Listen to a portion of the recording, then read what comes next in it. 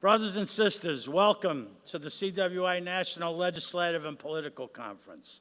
I'm glad you're here. For the next 2 days, we'll visit our legislators on Capitol Hill and make sure that they know who they're supposed to be representing. We'll talk about the work we've done in this remarkable primary season and the work that lies ahead. And we'll hear about the key issues facing America's working people and what we must do to build a powerful grassroots movement to reclaim our democracy and our economy. Our meeting is taking place at an extraordinary moment in our country's history, full of danger, but also full of tremendous possibilities. In case you have any doubt how extraordinary these times are, all you have to do is take a look at the Republican nominee for president. Now that is extraordinary. A blustering, bigoted, Muslim and Mexican-hating, phony, born-on-third-base billionaire, a reality show nitwit who spends half his time in bankruptcy court and who thinks the problems of the world can be solved by nasty, name-calling, and juvenile tweets. It would be funny if it wasn't so scary. I'll talk more in detail about politics, movement building, and Donald Trump in a moment. But first, I want to focus on something else that's truly extraordinary. On April 13th, 39,000 CWA and IBEW members walked out the door at Verizon.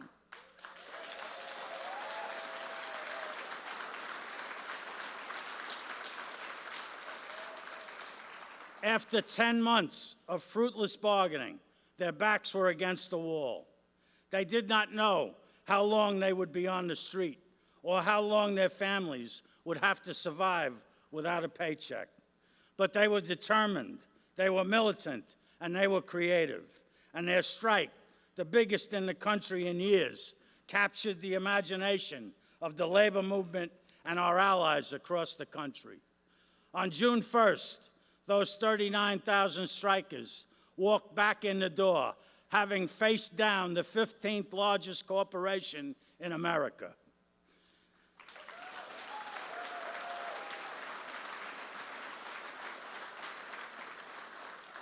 The strikers protected their job security and pensions, rolled back contracting initiatives, kept call centers open, gained 1,300 new call center jobs and 200 new technician jobs, brought back work from overseas, and won a historic first contract for 75 Verizon Wireless retail store workers in Brooklyn, New York, and Everett, Massachusetts.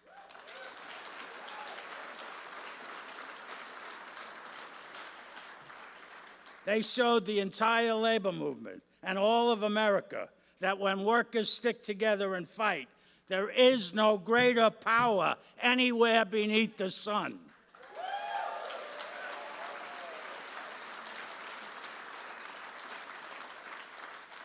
Let's recognize their victory. If you were on strike at Verizon and helped organize strike activities or helped with the bargaining, please stand up. Stand up.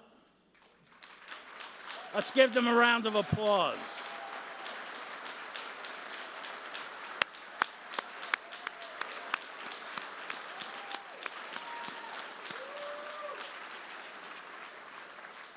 And let's give special recognition to the two great leaders of this strike, District 1 Vice President Dennis Traynor and District 213 Vice President Ed Mooney.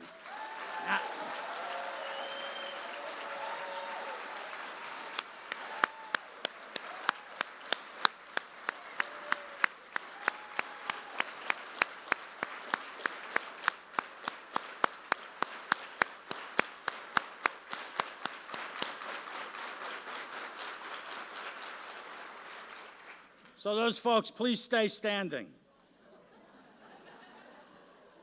The 39,000 strikers could not have won this fight alone. They needed all of our help, and thousands of our members across the country answered the call. The brothers and sisters from District 7 in New Mexico and Arizona showed up in force for the Verizon shareholders meeting. all across the country.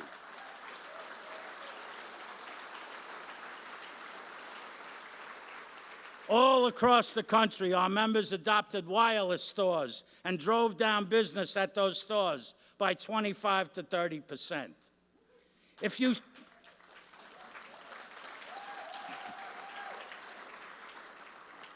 you signed a petition, sent a contribution, picketed a store, attended a rally, spoke at a meeting, came to Albuquerque, stand up, stand up, stand up.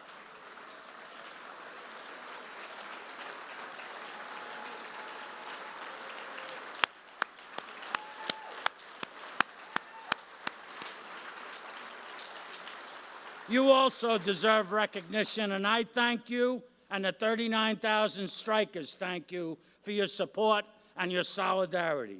We could not have done it without you. There were a lot of reasons we wanted Verizon. First and foremost, of course, was the courage and determination of our members.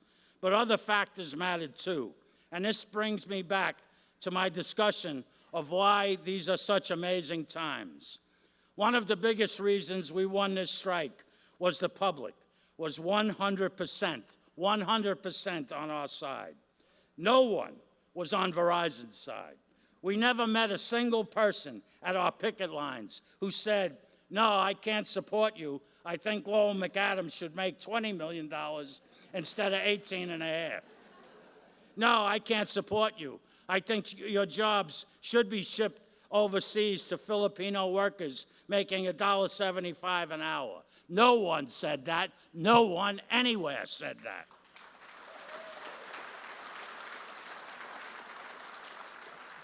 Brothers and sisters, we are still living in a historical moment defined by Occupy Wall Street, a time when you can feel the anger on the street about income inequality, about the corruption of our democracy by the 1%, about the destruction of good jobs by rotten trade deals like NAFTA and TPP. These are movement times, times when the fight for fundamental change in our system is on, and all of us must join.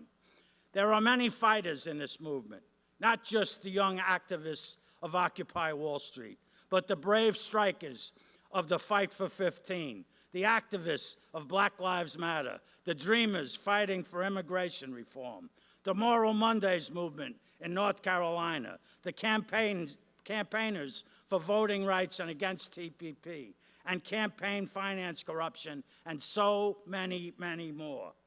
In the last year, the Bernie Sanders campaign has taken all these movements to a new level, which is why I am so proud that CWA was the largest union in the country to endorse him.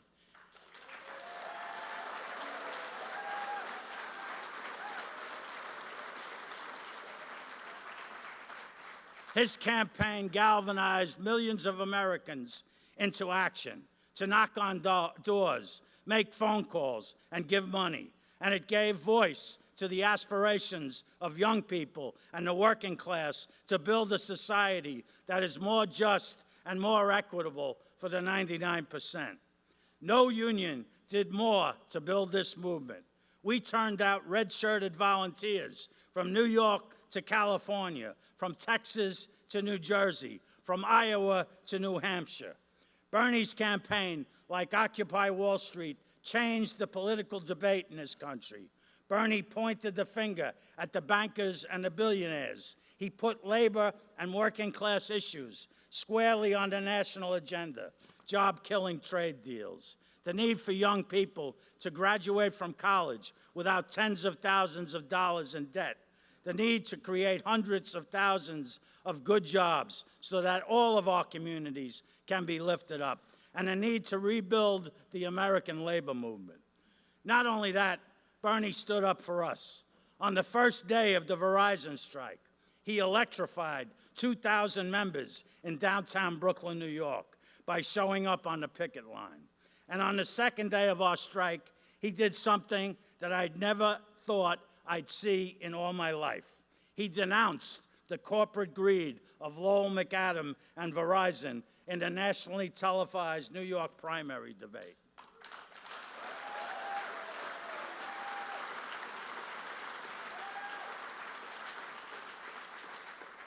a candidate for President of the United States, boldly taking the side of striking workers against corporate greed on national TV.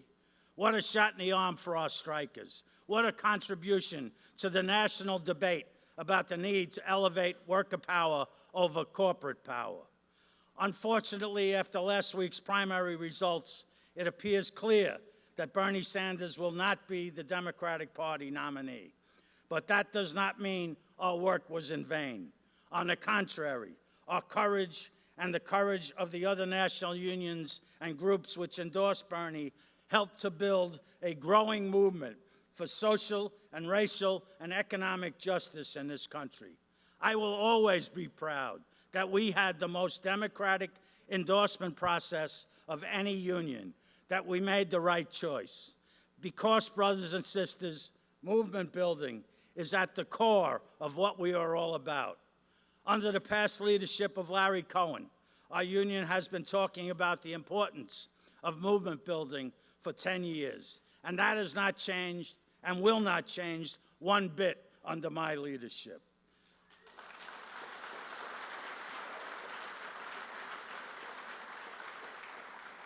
And the reason why is simple, because we understand that we cannot rebuild our labor movement or reclaim our economy and democracy by ourselves.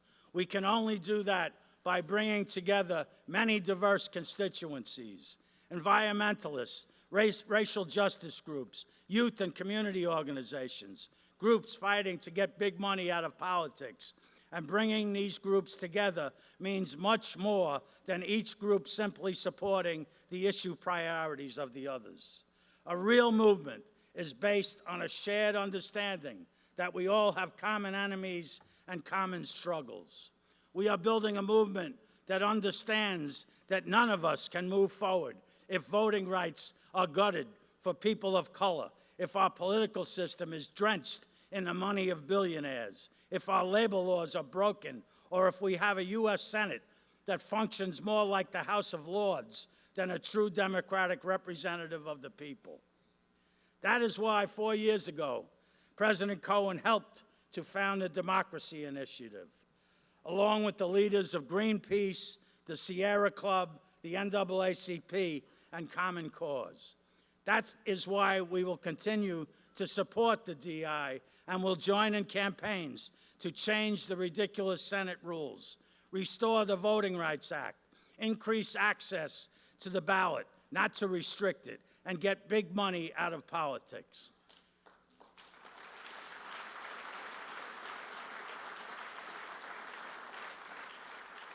That is why on April 18th, along with over 300 allies, I was one of 80 CWA activists who participated in civil disobedience on Capitol Hill.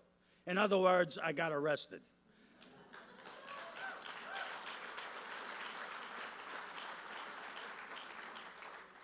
To send a message that we will not stop building our movement until we have reclaimed the promise of American democracy from the billionaires who are stealing it from us every single day.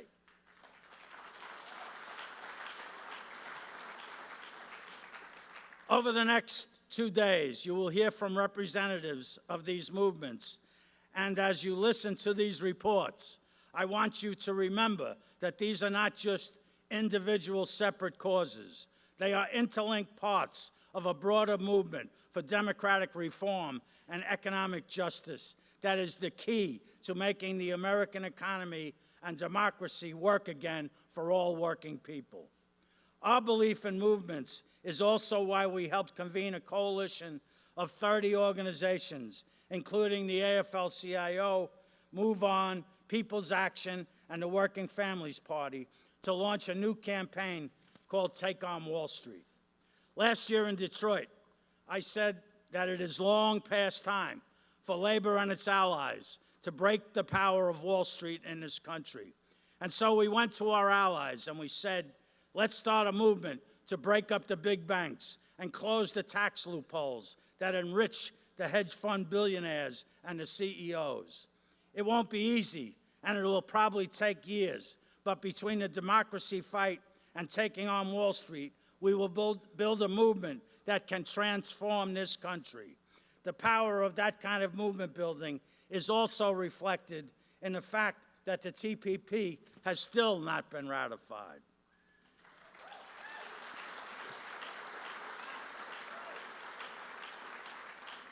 When we launched our campaign against TPP in January 2014, we feared it was only a matter of months before fast track and then TPP would pass.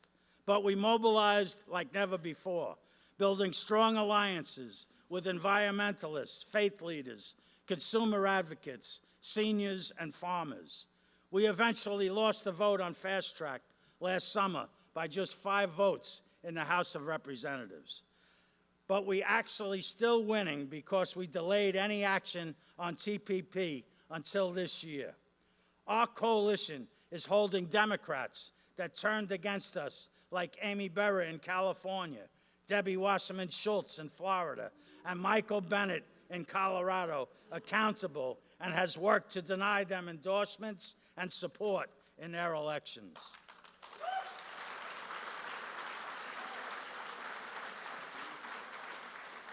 My friends, because of the long, hard work that you have done, we are on the verge of killing TPP off once and for all.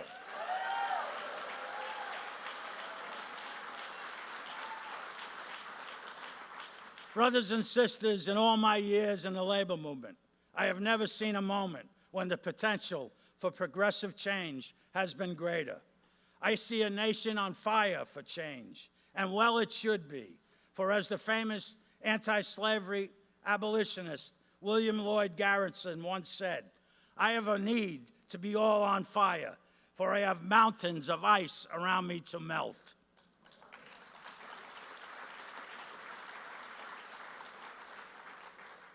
But at the same time we are stoking the fires of movement building, we also face some very real dangers in the short run that cannot be ignored. The Bernie Sanders campaign accomplished far more than anyone ever expected, and we build on those achievements all the way to the Democratic Convention.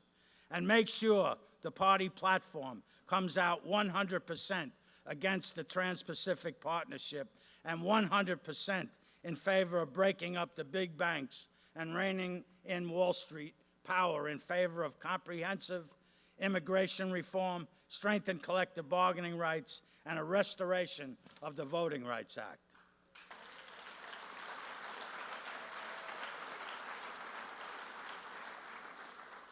But Bernie is not going to be the nominee. Hillary Rodham Clinton will be. And whatever you think of Secretary Clinton, I happen to think she was a damn good senator from New York, and that a lot of the hostility against her is attributable to out-and-out sexism and to the vast right-wing conspiracy.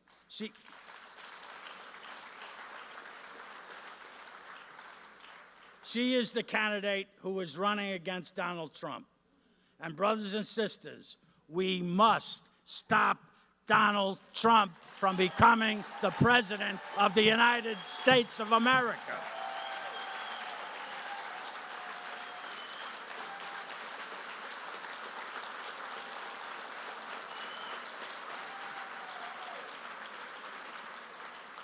It's not just that Donald Trump preys on the anxieties of working-class Americans about their stagnant wages and crumbling dreams and turns those anxieties into hatred of Mexicans and Muslims. It's not just that Trump disrespects and mocks women. It's not just that he conceals his tax returns and exaggerates his business achievements, or that he ran a rip-off private university that promised educational advancement but delivered private enrichment to him. It's not just that he thinks he's above the law or that he simply doesn't understand the Constitution of the United States. Donald Trump is simply the most hateful, simple-minded, unqualified person ever to run for the presidency of the United States.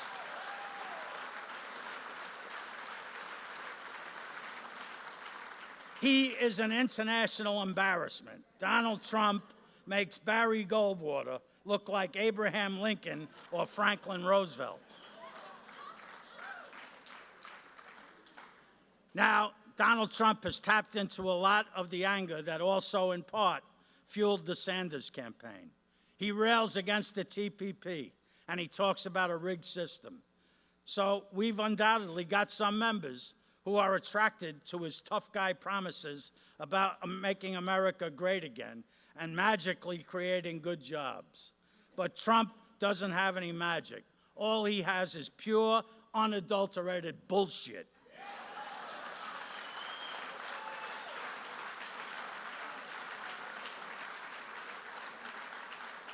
Trump is a hypocrite. He built Trump Tower with undocumented, non-union workers who didn't get paid even the minimum wage. His fancy ties are manufactured in Mexico and China. He opposes the fight for 15, and he believes in right to work. Workers supporting, and you probably heard this one before, but workers supporting Donald Trump is like chickens supporting Colonel Sanders.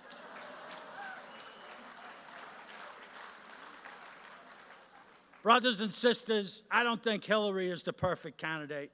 She's not a populist at a time when people are yearning for anti-establishment populists. She has not been with us on every issue in the past.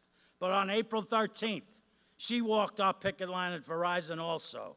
She was the first Senate sponsor of legislation that eventually expanded FMLA benefits for flight attendants. She supports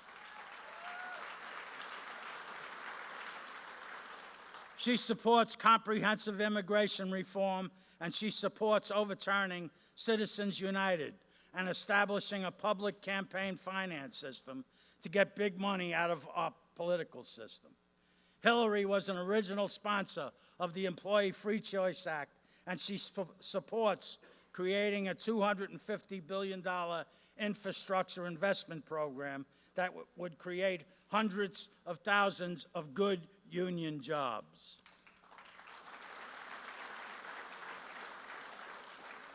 She comes out strongly for expanding Medicare access to those between 55 and 65. And she has called for greater Wall Street accountability. She has called for expanding voting rights and ending the school-to-prison pipeline. But it's about more than just a list of issues. Donald Trump is a mindless jerk who threatens to destroy our country. Hillary Clinton is a thoughtful, experienced leader with whom we have sometimes had disagreements. It's a no-brainer. Our responsibility, our mission must be to defeat Donald Trump this fall.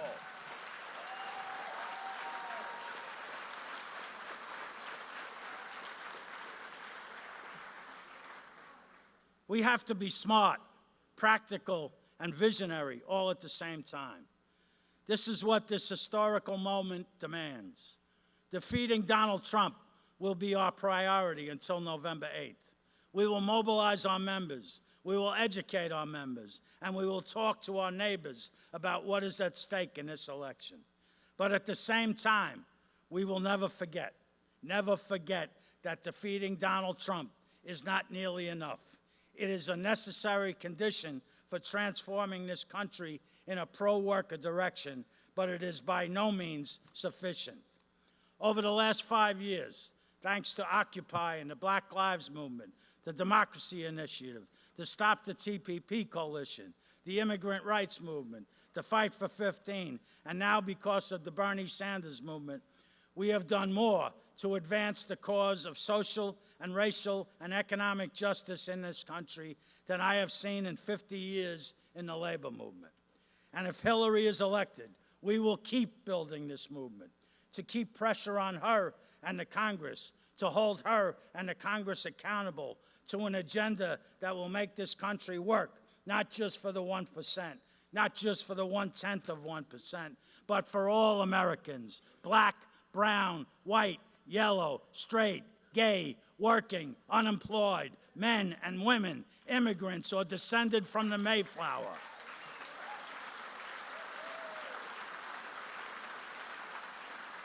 For all of us and for all our children, only a social movement like we had in the 30s or 60s can accomplish that goal. And that is what our conference is about the next 2 days. Building a movement, a powerful movement that can reclaim our democracy and our economy for the 99%. I want you to join me, brothers and sisters, in building that movement. Are you ready, brothers and sisters? Are you ready to commit yourselves to defeating Donald Trump and building a powerful movement to transform this country? Are you ready? Usually, I ask you, are you ready to stand up and fight back? But today, brothers and sisters, I ask you, are you ready to stand up and attack? Are you ready to go on the offensive? Are you ready to build a movement to attack the 1%? Are you ready to attack? Are you ready to stand up? Are you ready to attack? Are you ready to attack? Are you ready to attack? Are you ready to attack? Are you ready? Brothers and sisters, because together we can win, let's go out there and do it. Thank you very much.